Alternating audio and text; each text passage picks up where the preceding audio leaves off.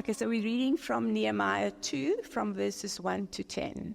In the month of Nisan, in the 20th year of King Artaxerxes, when wine was brought for him, I took the wine and gave it to the king.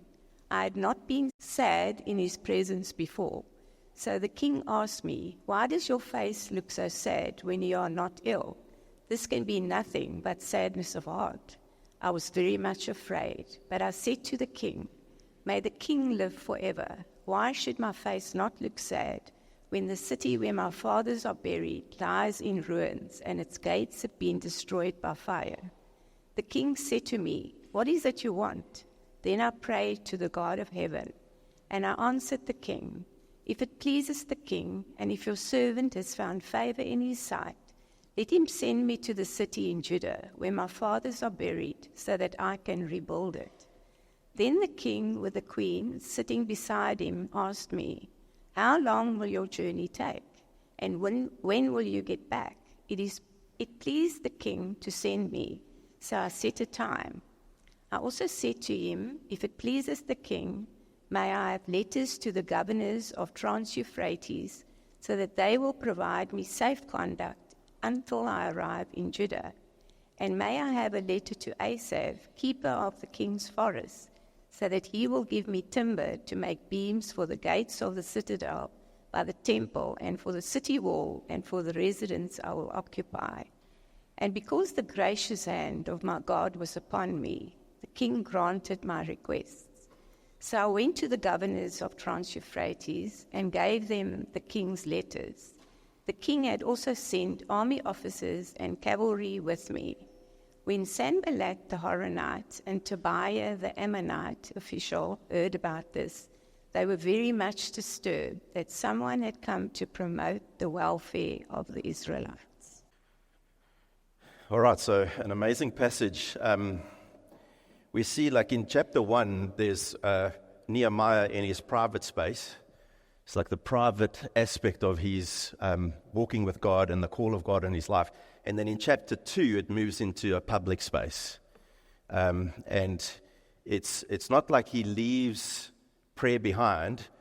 He's still a prayerful man, but he goes into a public space where there's two zones that he finds himself. One is one of withdrawal, so I'm going to disengage, and I'm going to get into the private space, and I'm going to be with God, and I'm going to hear from God, and I'm going to speak to Him, and I'm going to allow Him to minister to me, and then there'll be moments, there'll be opportune times where I'll need to engage in activity.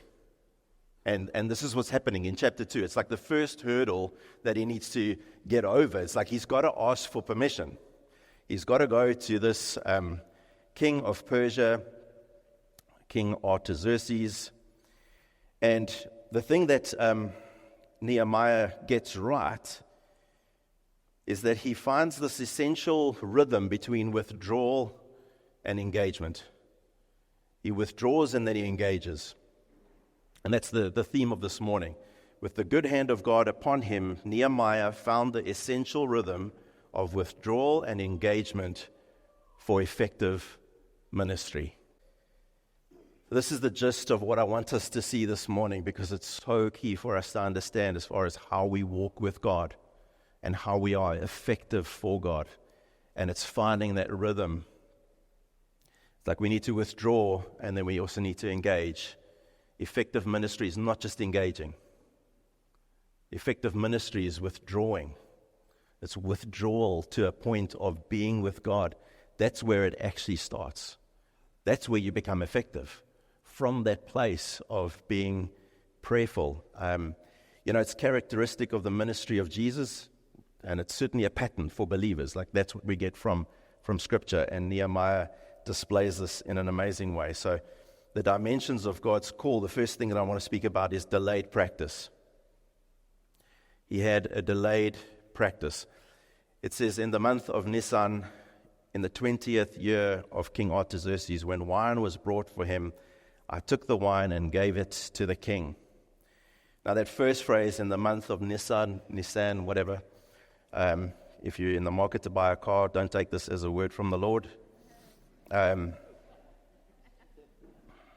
You see, the previous chapter, the last verse is, grant me favor in the presence of this man.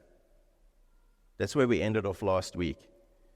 And this man, I think we can very easily think of King Artaxerxes as like a little podgy, Middle Eastern kind of with beard and crown and kind of like a little staff or whatever, sitting on his throne. But in the movie 300, he is portrayed in a way that makes you kind of think like, gee, I wonder what he really looked like. Imagine facing that guy. I think this is a more accurate portrayal of what King Artaxerxes actually looked like, as opposed to like a typical little picture of a king with a beard and a crown. Like, he was whacked. Like, he was properly, like, just not well. The stuff that he did, I mean, in Ezra 4, he banned the building of the wall. So Ezra wanted to build the wall. He wanted to do the reform, and Artaxerxes heard about it, and his wording is one of, like, this is a rebellious and wicked nation, the Israelites, and so I'm stopping it. You can't build the wall. I mean, he's in Susa, like, what does it matter? Like, there's some people that want to come around in their city and they want to rebuild the wall, and he just decides no. There was another time where he built a bridge across this strait, the Strait of Dardanelles. So it's between Turkey and how you would get to Greece. So they put this bridge across, and this is how they would go and conquer Greece. And then there was this incredible storm, and it was wiped out. And so he sends all his soldiers, thousands of soldiers, all of them had to go to the sea, to that strait, and whip the sea 300 times, each of them. Just to say, you did not comply. Like nature, you didn't comply with my plans. They thought he was like this divine, semi-divine, semi-human man. And this is the king that Nehemiah is serving wine to.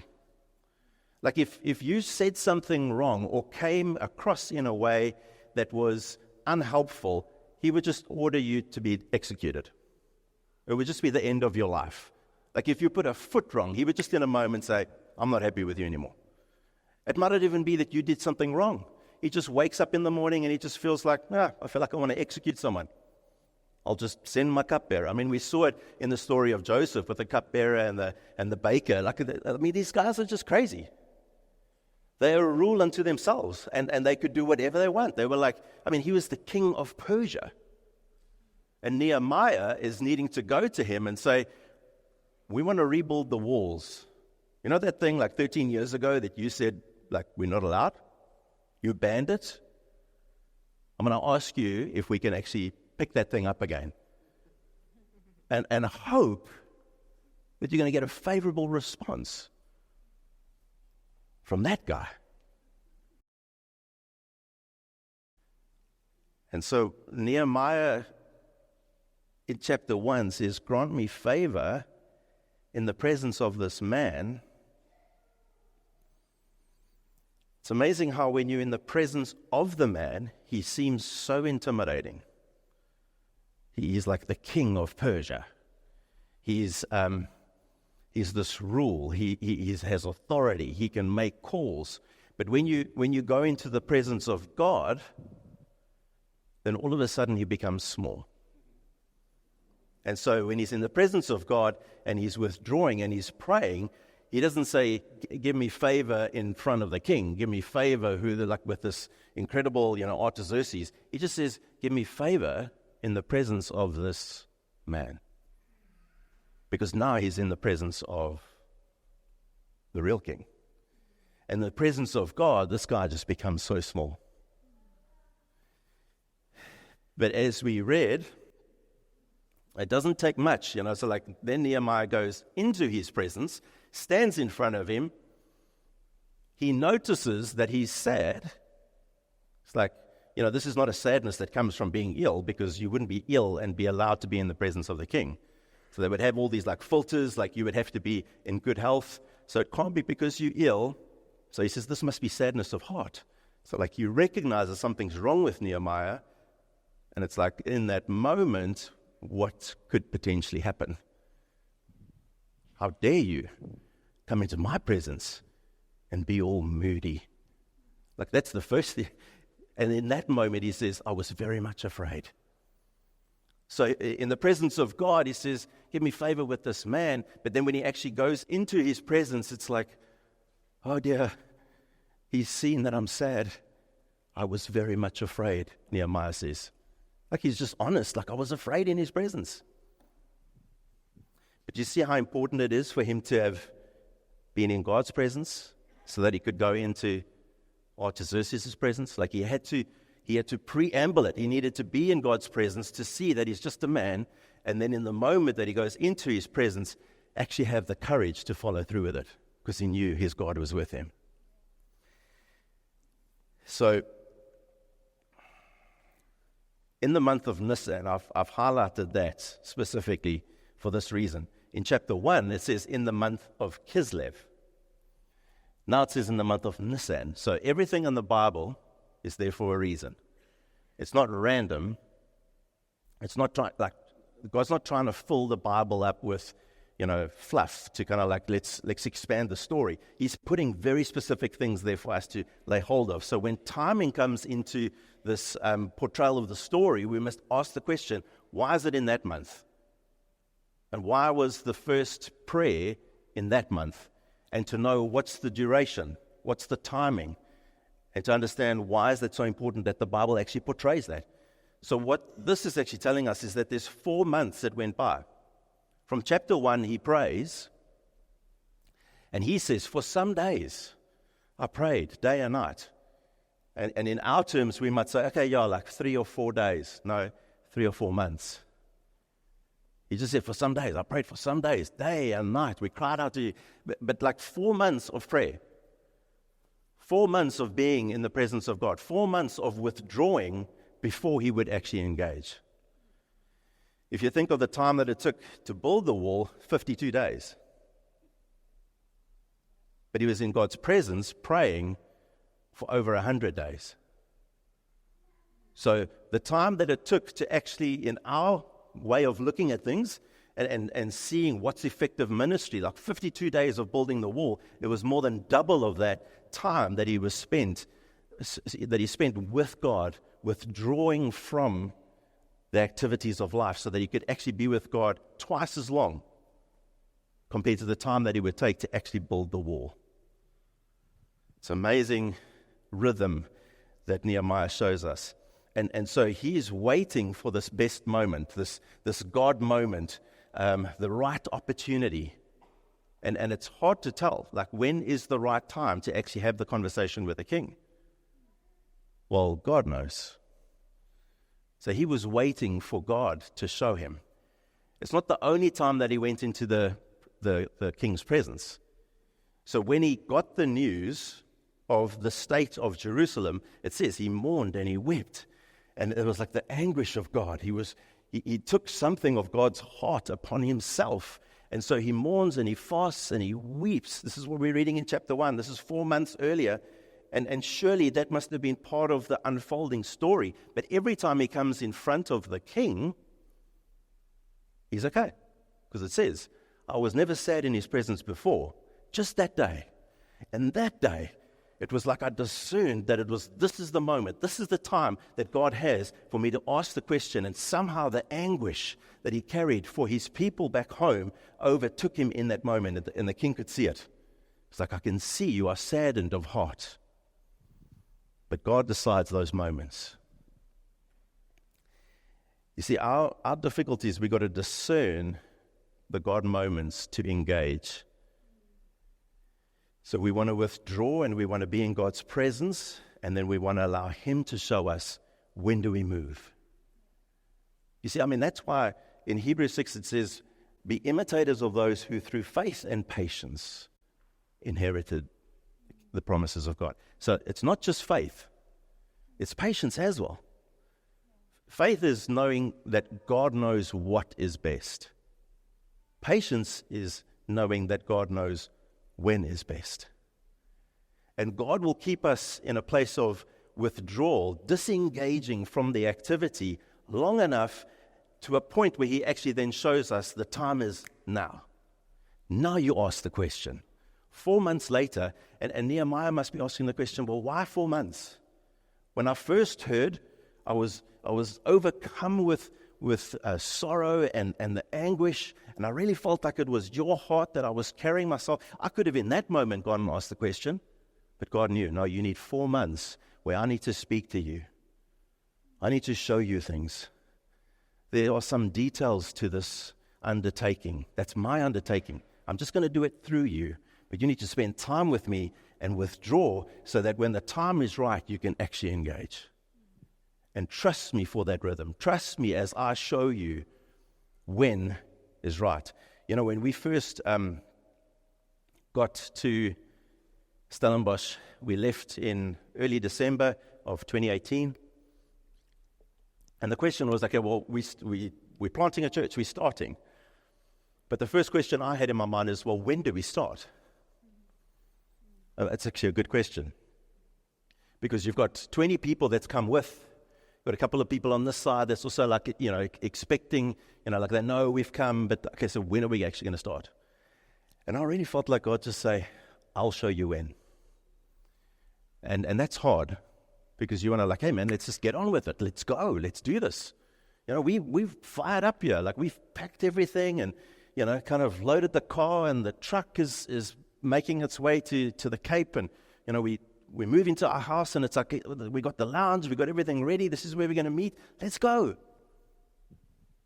But we had, Jan went by, February then started. Now you're kind of like, oh, heck. I almost feel bad because like, what do these people that have come with us do? Like, do they go to another church? What am I saying to them? Like, Lord, can we start? No. And then I was interacting with one of the pastors here, and they were a plant out of another church, and they went independent on that day, the 10th of Feb, and had a name change, and they were going to have this celebration, and I felt like God say, why don't you just go and serve them? So I just communicated with all the people and said, like, hey, 10th of Feb, we're going to go to this other church called One Hope, and we're going to celebrate with them the name change and the fact that they're going independent, and we're going to serve them. I actually don't know what anyone thought. I didn't ask. I'm curious to know, so tell me afterwards if you were one of those. But it's like, yeah, we're planting a church, but actually, no, we're going to go serve another church, and that's just what I felt like, we're going to do that. But when I had settled that, and I'd communicated, I felt like God say, the next Sunday, go ahead. I was just going to there was delay. There was I'm going to wait on you, God. I'm going to let you tell me when we start. Like I can come with my plans and I can do what I want, but actually, this is your thing. This is your church. You dropped it into our hearts. You moved. You spoke. You showed. So this is yours. And the 17th of Feb was our first Sunday.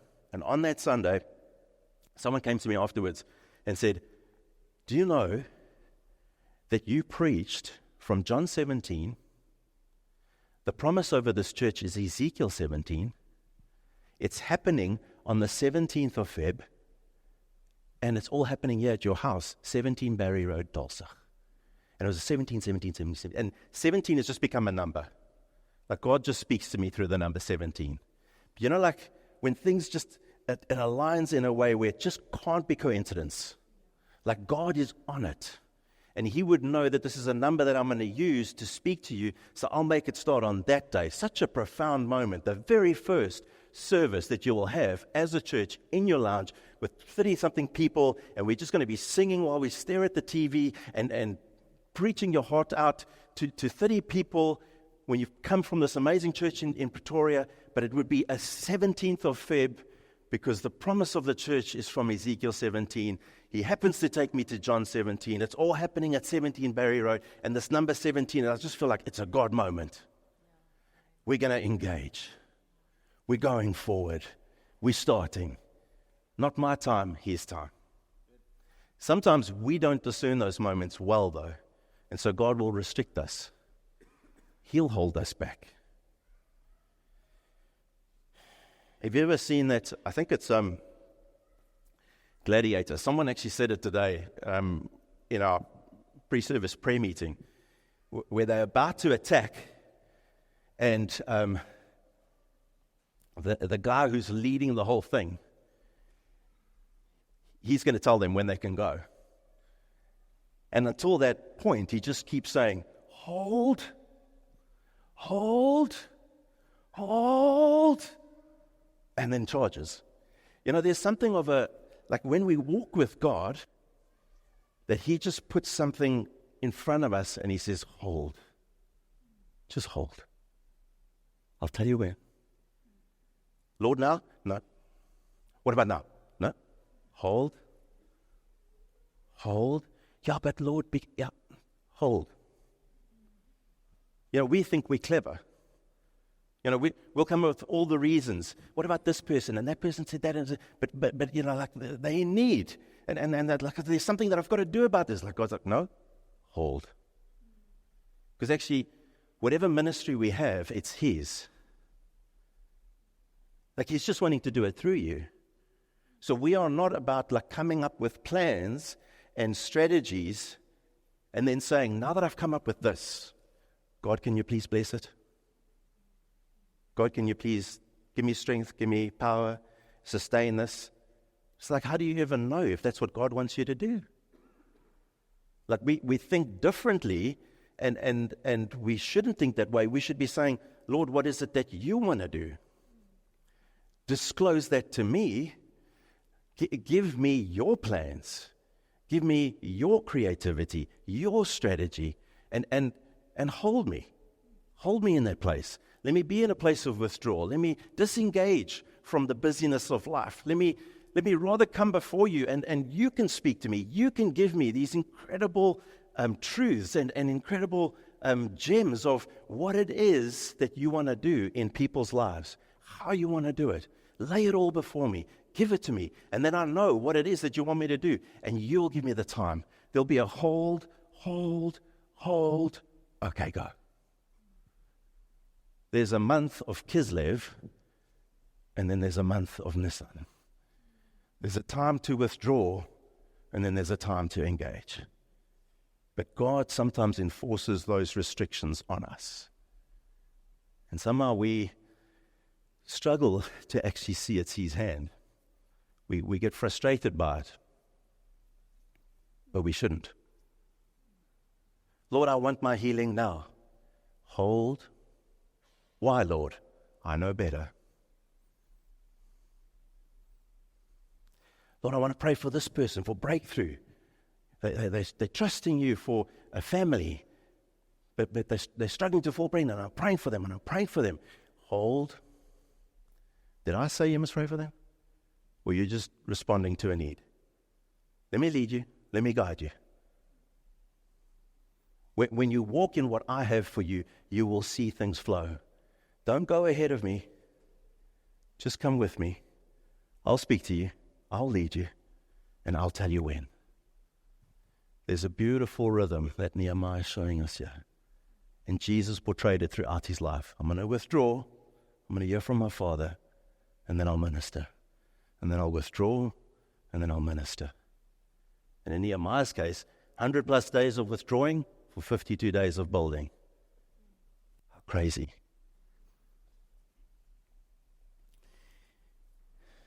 He did it with, I'm going to cover a few people that just came to mind as I prepped.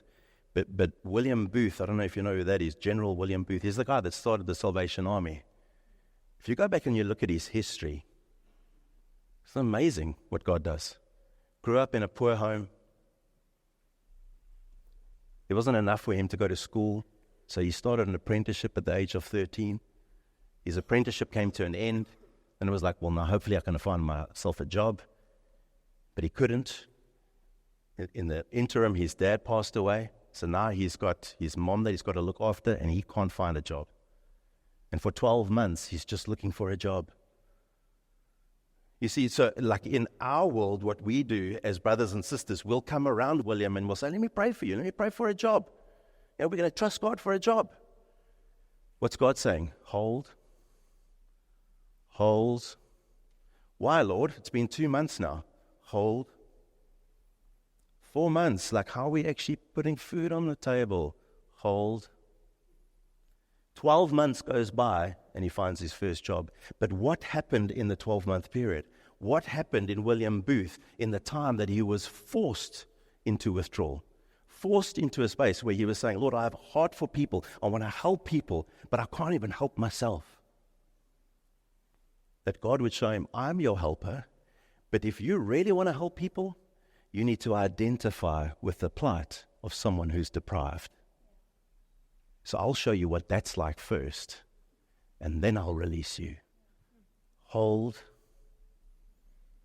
You see, because he knows more. He knows all. And he knows exactly what we need in our time of withdrawing so that he can turn us into a General William Booth, who starts the Salvation Army and becomes distributors of humanitarian aid across the world.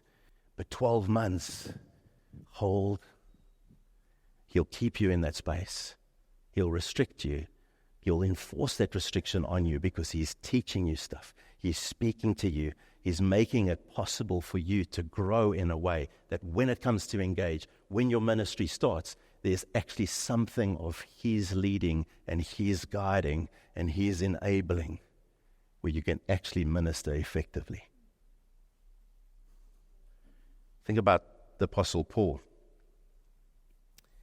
In Acts 9, he gets commissioned by Jesus, and Jesus' words is, you are my chosen instrument to carry my name before the Gentiles. Can you imagine what Paul must have felt in that moment? I mean, other than like just being completely overwhelmed by seeing a vision of Jesus and going through that whole process of like he's blind and then he gets healed. I mean, he must have been chomping at the bit. It's like, I'm an instrument for the Gentiles. I'm the chosen guy that Jesus said, like, you're my chosen instrument. Yeah, the other apostles, they're going to be speaking to the Israelites and to Jewish people, but you're the one that will go to Gentiles. And then we read in earlier in Acts 1, where they needed to replace Judas, the disciples are speaking amongst themselves, and they're kind of like talking about who is it that can join, our group. And they kind of lay down the prerequisite. They say it is necessary to choose one of the men who have been with us the whole time from when Jesus was baptized until he was taken up from us. So basically, someone that's been with us for the last 3 years. We can only choose someone like that. But now we have Paul that's been commissioned by God, who's been called by Jesus, and Jesus says to him, you're my chosen instrument. And in Galatians, Paul writes in chapter 1, he says, when God called me and was pleased to reveal his Son in me so that I might preach among the Gentiles, I did not consult any man or go to Jerusalem. Like that's the base that you would kind of work your ministry from. Instead, I immediately went to Arabia. Who told him to go to Arabia? God. Why was he going to Arabia? He was withdrawing. After 3 years, he then writes, I went to Jerusalem. After 3 years? Isn't that the prerequisite for capital A apostle? Yes, it is. It's exactly what the disciples said. I mean, can God call someone and say, you're my chosen instrument, and from that day, just empower them, that they can be effective from that day? Yes. Does God work like that? No. So he starts his ministry from Jerusalem, but 3 years after, he gets this incredible call where God says to him, you're my chosen instrument. And he's like, oh, I so badly want to just get into that. No, go to Arabia. I mean, all the other apostles had one-on-one time with Jesus for 3 years where they got to see his way. They heard all his teachings. They saw him perform miracles. Paul needs time away. He needs time with Jesus. And he goes on to say, the gospel I preach, I did not receive it from any man, nor was I taught. I didn't sit in class. It says, I received by revelation from Jesus Christ. He went and spent 3 years with Jesus. You see, we read the stories about Paul. What an amazing apostle. What an incredible ministry. How brave he was, and all the stuff that he went through, and all the stuff that he did, and the amazing letters that he wrote. But somehow we lose sight of the fact that there's this little insignificant line in the Bible that speaks about him going to Arabia for 3 years. It's so necessary for him to engage in ministry, to actually get away and be with Jesus.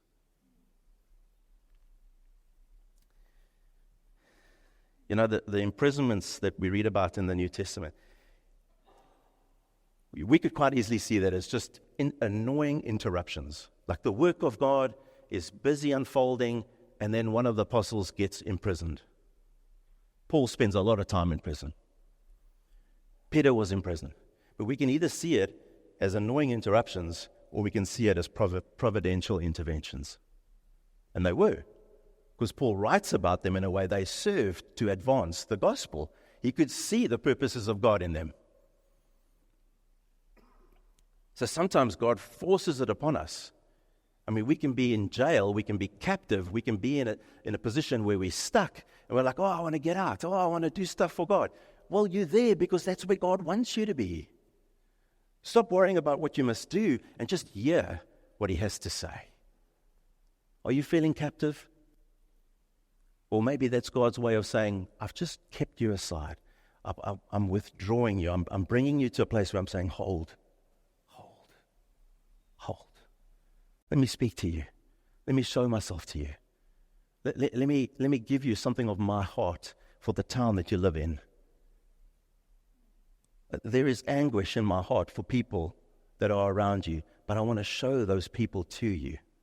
I want you to start to know how I feel about them. I want you to identify with the plight of my people. I want you to start to see that there's more than just this ministry. No, like I actually want to touch people's hearts. I want to change people's lives. I want to draw them to myself. I have very specific things in mind, and I want you to know what that is. Come away with me. If you're not going to withdraw yourself, well, then I'll withdraw you. But let's spend time. Let me speak to you. Let me show you what it is that I have in mind. When you work from that place, that's effective ministry. Otherwise, you're just doing your thing. You know, we mustn't be so worried about, stuck in jail, because with every story, with every account of them being imprisoned, go read it. There's a move of God. The word that the Bible uses over and over is suddenly. And then suddenly an angel appeared. And then suddenly the earth began to shake. You see, God knows the timing. He knows when it is where He wants to break you out of this time of disengaging and withdrawal and into a place where you can be effective for Him again. Let the suddenlies of God determine when you engage, but rather come from a place of being withdrawing and being with Him and hearing Him. You know, when Jesus commissions the disciples and the early church, they get the go and make disciples. That's what you must do. But then He gives them another instruction. Stay in Jerusalem and wait for the Holy Spirit. So in one breath He's saying, go and make. In another He's saying, stay and wait. And they stayed and they waited for 6 weeks. You see, the early church wasn't birthed out of working. It was birthed out of waiting. Stay and wait. Hold. I'll open the door. I'll bring the suddenly.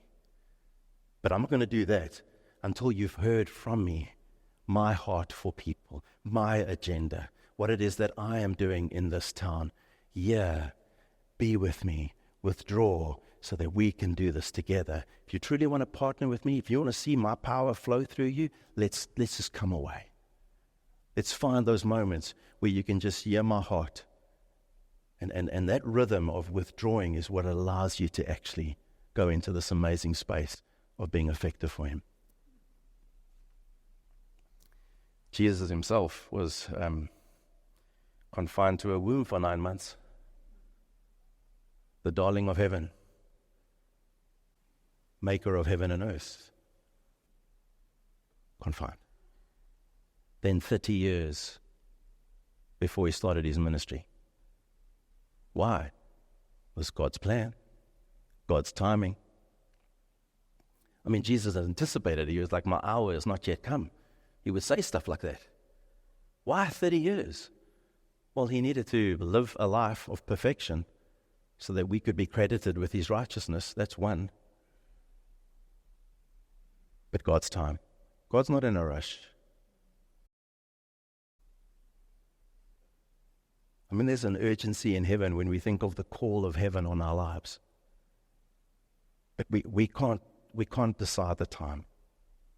We can't make the call as to when. What we can do is be in his presence so that he can equip us, he can speak to us and show us when.